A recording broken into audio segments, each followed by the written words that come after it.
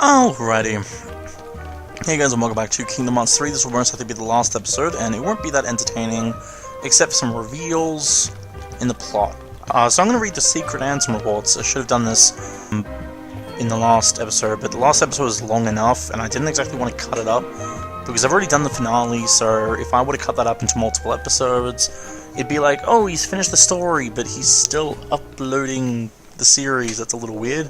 Or at least to me, it's weird. As I said, I like finishing games off with the end of the story. And so the fact that I'm uploading 2 videos after the finale is weird enough. And that's just because I don't really like games that force you to do optional shit after the story. Like, Kingdom Hearts 1 did it perfectly. Kingdom Hearts 2 was a little iffy. Birth by Sleep was annoying. But yeah, basically secret answer reports. So we got them by doing the battle gates, 1 through 13. Zertal and 14 was the optional boss. From what I've read, these are written by 4 different people. Don't remember who exactly. Hopefully it tells us. But I do know 2 of them is like Isa and Xehanort. I think another one is Zigba.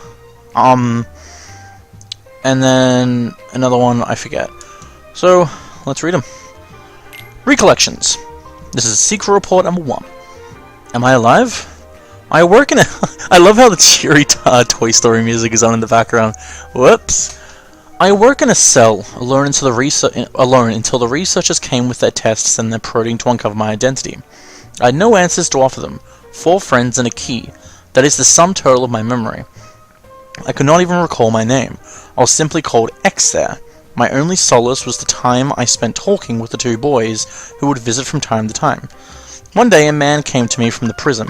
I could not see him from the darkness, save that he wore an eye patch. Even now, years on, I feel no closer to understanding who or what I am. May my heart be my guiding key. Unknown. I'm just gonna go on a random guess and say that's Ava. Actually, yeah, that would make a lot of sense, because she mentions 4 friends. I'm assuming this is Ava, so I'm saying she. 4 friends, which would mean the 4 foretellers. And the person with the eye patch is obviously Zigba. And at the ending scene, Zigba says how Ava didn't make it. But it could just be that he actually does know where Ava is, unless he lost her sometime after this note was made. And obviously doesn't know where she is. We don't actually know what happened to Ava. Because Ava, she fought in the Keyblade War, but she was also the one who faced off against Lucio in Union Cross. So, I wouldn't be surprised if this is Ava. Okay. Marker Mastery Journal. Who wrote this one? Xehanort wrote this one. Some days have passed since I set off on my journey to prepare for the Marker Mastery examination. Eric has asked for leave to undertake the same pilgrimage, but apparently I am to be first to 2 of the worlds written of in the old fairy tales. Until a few short years ago, I had known only my own world, a speck of land surrounded by sea. But how I dreamt of, yearned for the world beyond, and granted guidance from the future, I left that nest behind. As I treaded the path to my master's side, came in contact with darkness in many forms. I knew this by instincts, terrifying as its power was, it could be harnessed, mastered. Ericus is a blue blood, descended from the very first masters in Age of Pharaohs, but I did not come this far to indulge in adulation. I will be his peer, his equal, and to do that, I must learn to wield the power from darkness. Power born from both darkness and light, in proper balance. Yours sincerely, Xehanort.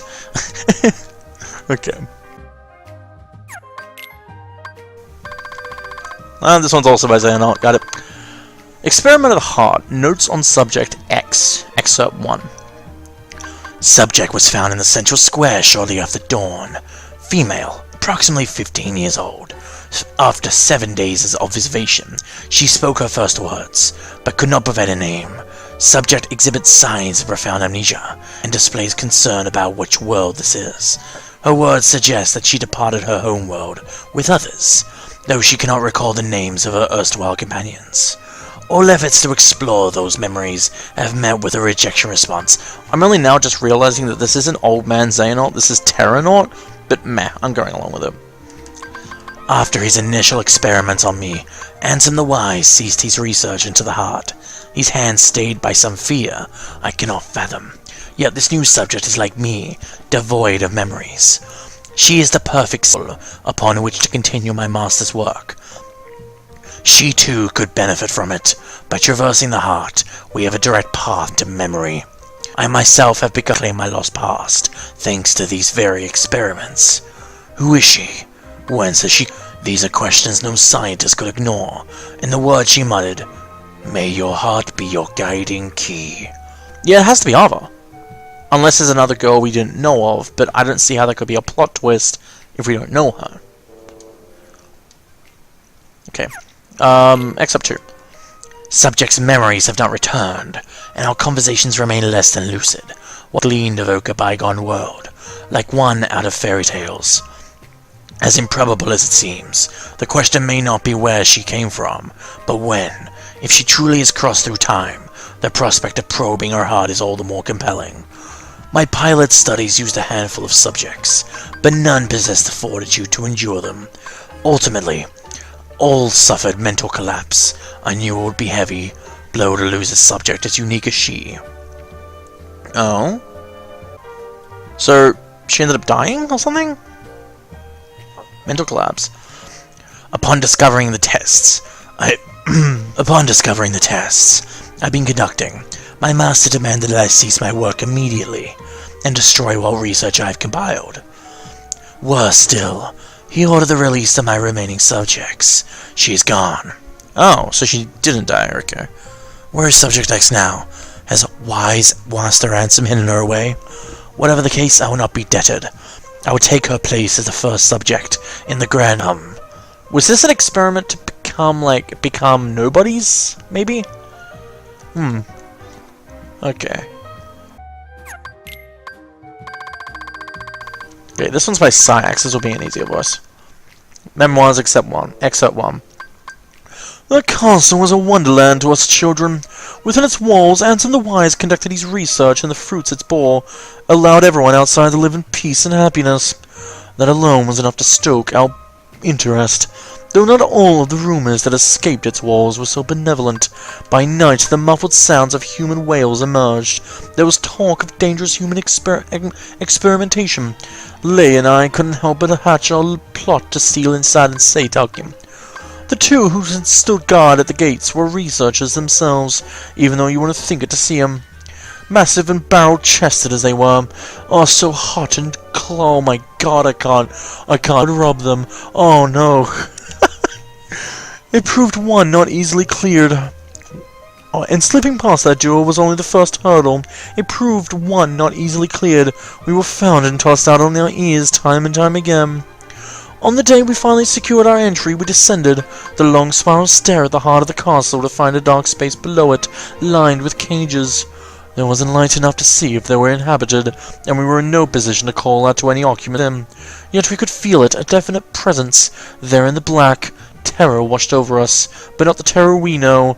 No, not it, except it's terror with an O. And we immediately recoiled. But just as we turned to flee, we heard the faintest of voices. The urge to run was nigh overpowering, but someone or something beckoned us on. There, framed by a tenuous sliver of it, we found her. Oh, my heart beats till this. What are you saying, Syax? Don't you love me, Axel, or Lee, or whatever you want to call me? You go back on your knees. What? It was too dim to make out her features. We spoke to her in hushed whispers. Who was she? Why was she imprisoned here? She had no answers for us, had no memories at all. She was an enigma, but I knew I were. And so we continued our infiltrations. Most of them stopped short at the castle gates. When did we manage our way inside? And we did manage our way inside. We spoke with her. That was all the comfort two children like us could offer. But Leia had other ideas. He was determined to free her. We slipped into the castle that day, knowing only that we wanted with all our hearts to save her. But we did not find her inside on that day or the next, or any of our subsequent visits. Had she been moved, Had we simply imagined her, Lei and I knew there was only one way to be certain, and so we stand before the castle gates today, not as trespassing children, but in order to become Ansem the Wise's newest apprentices. Ah, okay. On the replica program reanimation. This is by Vexen. Following my erasure, and my recompletion as a human, I did not awaken right away. Perhaps the damage was exceptionally grave. Even after waking, I remained in bed, pondering my next course of action. In my work on the replica program for the organization, I produced some 20 vessels. Most of the early results were failures, not one of them granted a number. The first success to submerge from that early lot was the Riku replica. Subsequently, Xion, number I, was essentially indistinguishable from a natural human, though she became unstable due to the influence of others. Using those two as my foundation, I worked to construct a number of nigh-perfect replicas, but just as they neared completion, my efforts were cut short. I suspect Xehanort aims to use both the initial lot as well as the unused replicas from my later work. I arose today and decided to walk out to the square, my first outing in the summer. God, I'm so lazy. I want to play my video games and read my books like a nerd I am. Yet my stroll was interrupted when a surprising visitor appeared with an unexpected offer. Though younger than me, he'd risen to become Xemnas' right hand. I accepted his terms and became a nobody once more. Easier to gain access to the old replica program that way. Whatever it takes to atone. Vexen. So Vexen, he always, even when he became a nobody, his full goal was all about atoning himself. Maybe to Ansem himself or any other way he can. Okay. It's just, maybe it's his facial expressions, but he really seemed evil. Even to Sora. Holy crap. The real organization. This is also by Vexen. Xehanort seeks to gather 12 vessels, which together his true actual self he considers the real Organization 13. Now that he has the numbers he needs, Demix and I are being treated as reserves. Several others who served as Xemnas in the old organization have followed the same course as mine, electing to abandon their newly restored humanity and rejoin the real organization as nobodies. But not Xemnas. Xemnas cannot exist in the present, because there is already a Xehanort here. The old man in charge. The old man's humanity prevents his heartless and nobody, others vanquishing in the past, and his younger self from being denizens in this time. To circumvent this, Xehanort is using the prototype replicas I created in the past as containers, plucking his other selves' hearts from the time they existed. Xehanort ordered me to refine the prototypes, to make them closer still to the real thing. Perfecting my creations, so they may house true flesh-and-blood humans, suits my own purposes as well. All that remains for my atonement is to devise a way to pass on as many of the vessels as I can to those who truly deserve them. Vexen. Okay, this is probably the answer. Yep, I saw Ansem's card at the top. I've pored over the data my master entrusted to Riku. Here I offer my preliminary conclusions. Within Sora's heart are 3 compartmentalized boxes, each containing the heart of another. One box holds Roxas. Another holds a second heart that has been with Sora nearly as long. I have a feeling his name starts with a V. The third has held its heart for no, that's Xion actually, sorry. The third has held its heart for much longer. This one might be the V. These hearts have melded with Sora's and no longer have voices of their own.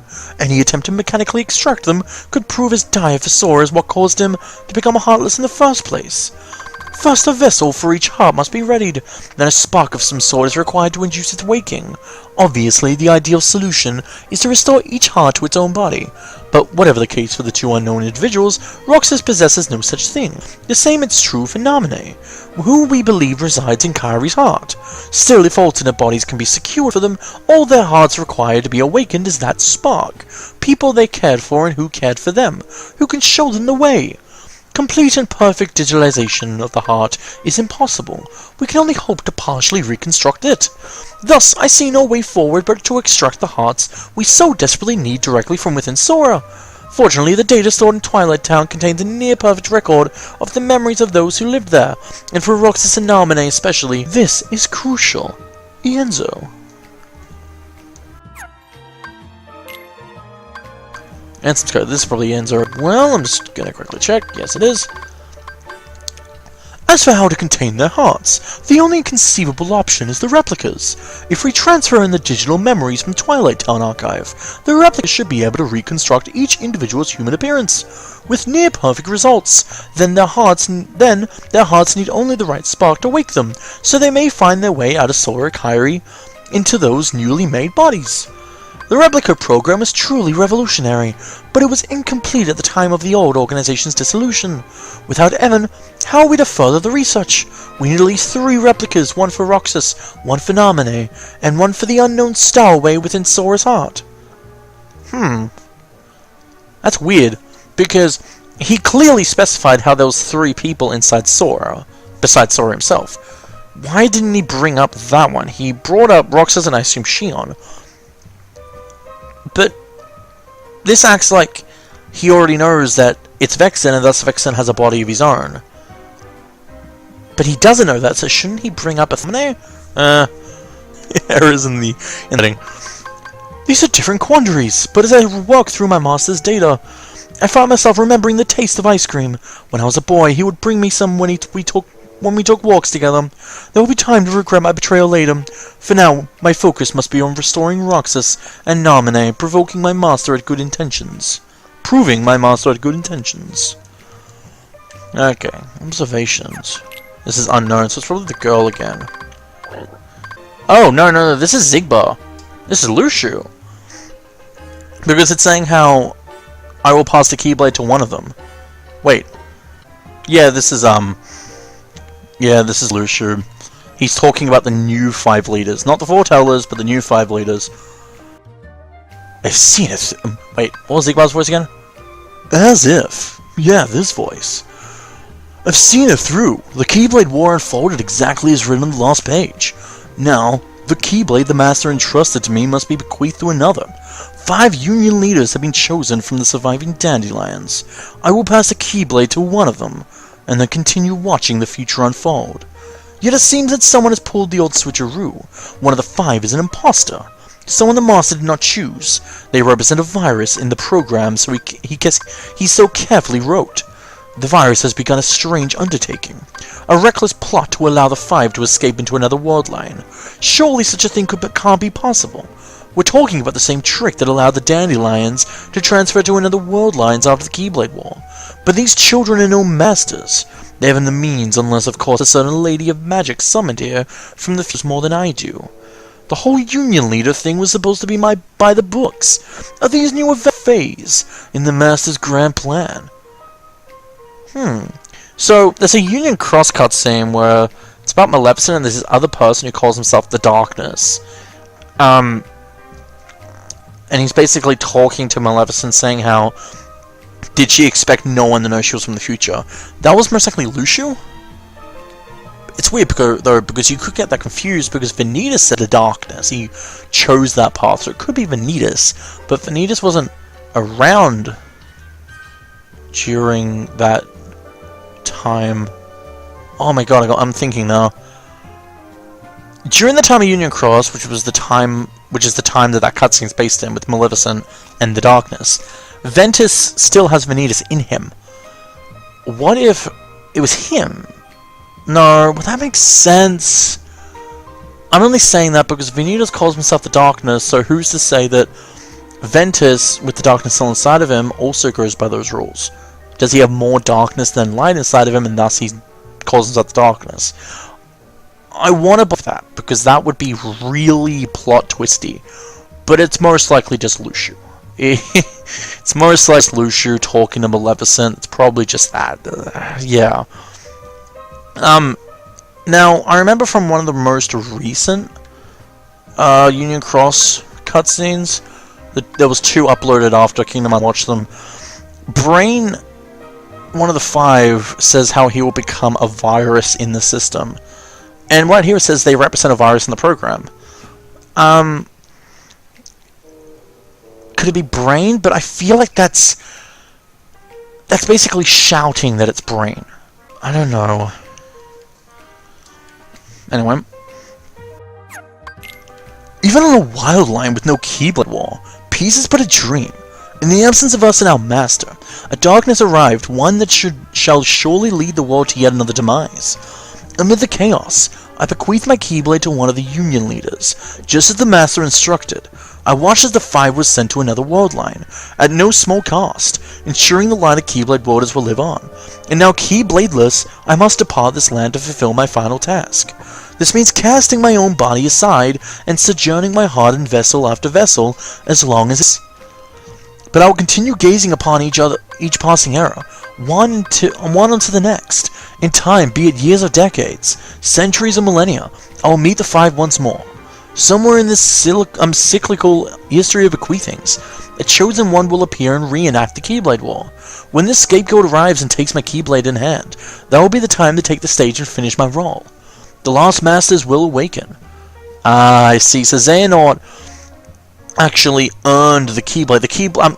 When we saw Xehanort and Eriquis playing chess, the Keyblade was hanging on the wall, and that's where I said that because Lucio gave it to someone of the 5 leaders, and so Scarlet and Kalum ended up being the home of maybe the 5 leaders, or just the person who inherited the Keyblade, maybe. And thus Xehanort might be the heir to that person, or to at least, I'm not saying that, well, kind of I am. Basically, I was thinking about it a while ago. I'm going to finish what I was saying first, before I go into that. So, when Xehanort inherited the Keyblade, he must have ran into Lucio at some point, and Lucio realized that, that he's the scapegoat, and so his role's nearly finishing. And whatever Xehanort did, maybe it was because Kingdom Hearts was activated or something, or maybe that, ephemera moment, maybe that was what, Lucio was waiting for. Maybe he was waiting for the 5 to actually do something to help the light. Like the light from the past to take action. Could be either of those. But as I was saying, Lucio handed the Keyblade to someone, and then their heir must have been Xehanort, because the reason I'm seeing no one in between is kind of an obvious thing. In Union Cross, Ventus is there. He becomes one of the 5 masters. Now clearly between that time and Birth by Sleep, something happens to Ventus. He loses his memory to Xehanort.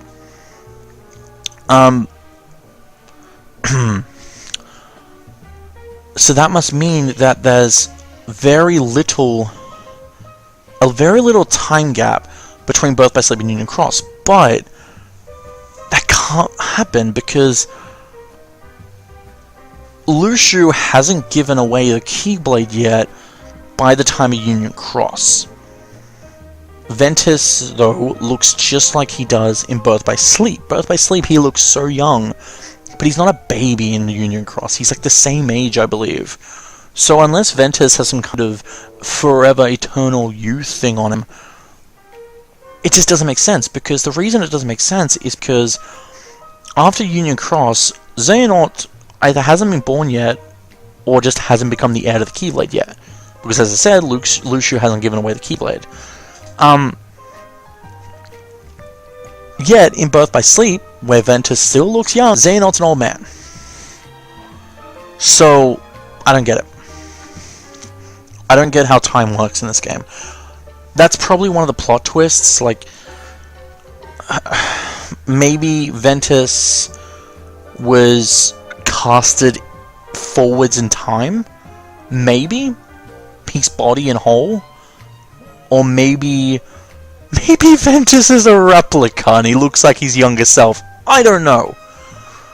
I just don't understand time in this game. Okay. Last one, this is probably Zigbar again. Seems his body, this name will be my last. The lives I have lived over the ages could fill volumes.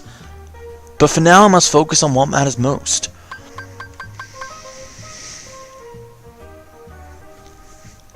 The Keyblade has been successfully passed down, generation to generation, and it seems a Keyblade master devoted to the darkness may finally arise.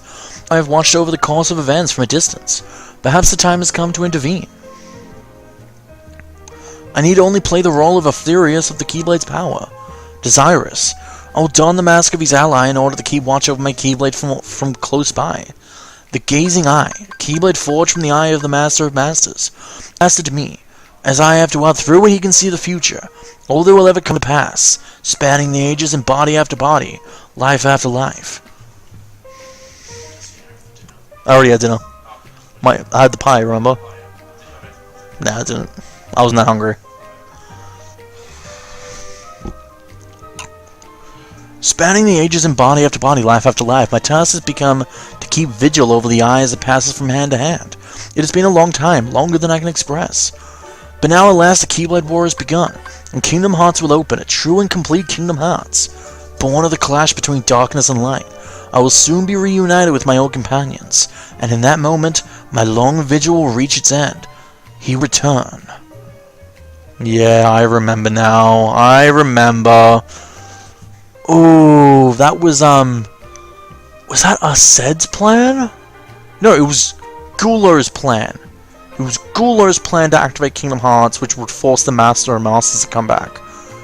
So that's Lushu's goal all along. He wanted to activate Kingdom Hearts so the Master and Masters returns. Kingdom Hearts has been activated, even though it was shut down in the end. But I'm going to call this forward. What if the Master and Masters... Now, I think it said here that he's like taken over lots of vessels. Where's the exact line? I've lived over the ages could fill the volume, but it seems his body, the name will be my last. The lives I've lived over the ages could fill volumes. He's lived many lives. He's taken multiple vessels, which means the Master of Masters, unless he's in some kind of eternal youth body, he's most likely had to take bodies as well. Who's to say that he isn't Who's to say he isn't one of Sora's friends? Or at least someone Sora knows. That I'm going to call for it. I'm not sure who to point at, but I'm just going to say, what if he's one of Sora's friends? I'm going to just pull that out. He's Yen Sid! I'm kidding. Oh boy. Well, that's all the secret reports. So, honestly, my theory so far is that the unknown girl who was friends, or that Saix and Lee was going to help, I think that's going to be Ava. The unknown guy is definitely Lushu. Lushu's whole plan was to activate Kingdom Hearts for the Master and Master's Return. That's another theory, which is most likely true. Gular actually says that in the movie, back cover, but it's Gular who wanted to do it, so it's confusing that Lushu also had the idea, but not really when they all wanted the Master and Masters to come back. However, the Master and Masters, okay, so I do want to believe that it's something as plot twisted as he's one of Sora's friends in a new body, because he's definitely going to be in a new body. I think that's one of the reasons why we never got to see what the Master and Masters looked like, because that body wasn't going to be his body in the newer game. So, like, I think that when the Master and Masters comes back in Kingdom Hearts 4, or whatever the next game will be called, I'm not sure if it will be a side game that will be just for plot explanation, or whether it will be a full game with a very emotional and lengthy story. Because it could be like Birth by Sleep, which was just there to explain the Xehanort shit, or it could be like this, where it introduces and also ends some kind of stuff. But I think the Master and Masters will come in the next game, and that the look of him in that game will be his permanent look. And most likely Tetsuya Nomura knew this was going to happen. He already knows that the version of the Master and Masters in back cover wasn't going to be his permanent version for the series. And so he probably went, well, I'm going to hide him behind a black hood, because I haven't worked out what he's going to look like yet, and see him until like the next game. That's probably which I'm okay with. The black hood looks very nice, even though it is pretty cliche at the moment. Any person that is mysterious and also evil has a black hood. But yeah, don't know what else to say. That was the secret reports, and those are my theories, even though they're very small. Kingdom Hearts 3 ends here, though. It's been a long ride, I admit. It's been fun, though, honestly. I actually don't know, like, I don't know what's gonna happen from now on. I think what I'm gonna do, I'm gonna go play some, like, more games, just because I like playing different games, and I'm also gonna like stick to my writing my stories. And after playing Kingdom Hearts, I got like a lot more different story ideas.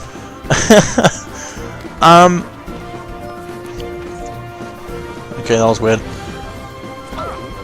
But yeah, Kingdom Hearts 3, it was fun. So I'll see you guys later.